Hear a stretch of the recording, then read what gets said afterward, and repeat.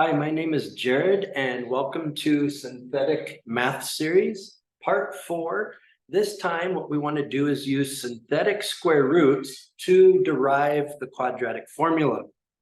If you're not used to synthetic square roots, go back to Part 3 where I explain how to do synthetic square roots.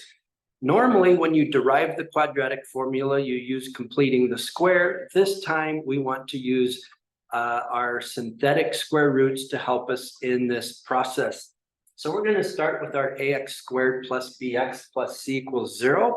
And we're going to derive the quadratic formula. The first step that I'm going to do is divide this a all the way through, which is pretty much what you would do in the normal process anyway.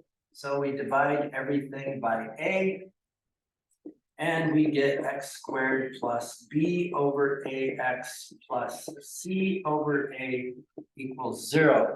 Now at this point, instead of going into the completing the square part, we're going to go into the synthetic square roots part.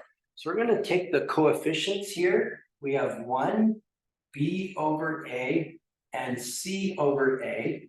And if you remember the synthetic square roots process, we find the number that when squared goes into this first term.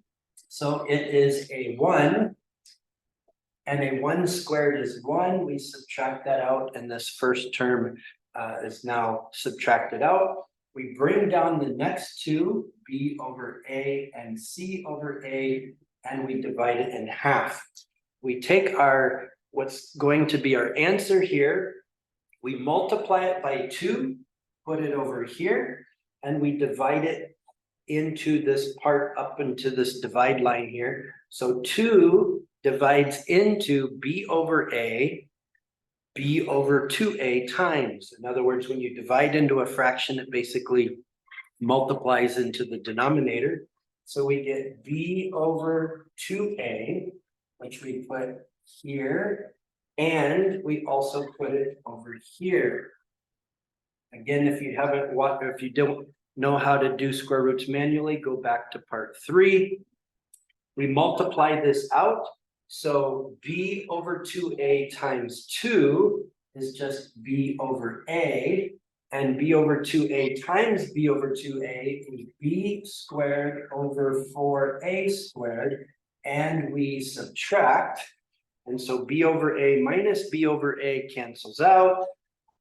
And now we have unlike terms here, so we write c over a minus b squared over 4a squared. This is the remainder because we are at the end of our coefficients.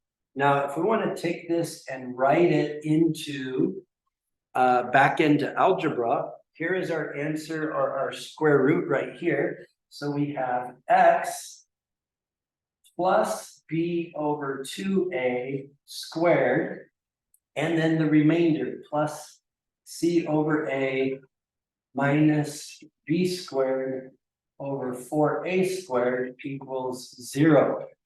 So now I'm going to do 2 steps in one. I'm going to take the remainder and move it to the other side of the equation and get the common denominator at the same time. So for the common denominator, we see a 4a squared. So we're going to multiply 4a top and bottom, and we're going to move all this remainder to the other side. So that gives us x plus b over 2a squared equals, so this negative now becomes positive, b squared.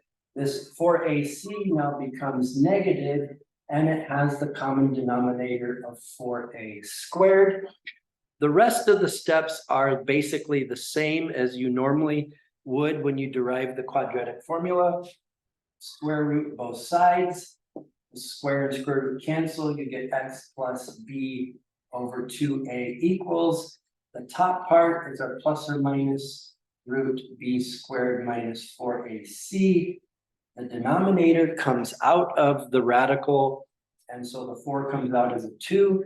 The a squared comes out as an a. We see we have common denominator. Now we just subtract the b over 2a to the other side, and we get our negative b plus or minus root b squared minus 4ac all over 2a. There is our quadratic formula, but this time, instead of deriving it the normal way using completing the square, we have derived the quadratic formula using synthetic square roots. So I hope you enjoyed this, and now it's your turn to be innovative. Thank you for watching.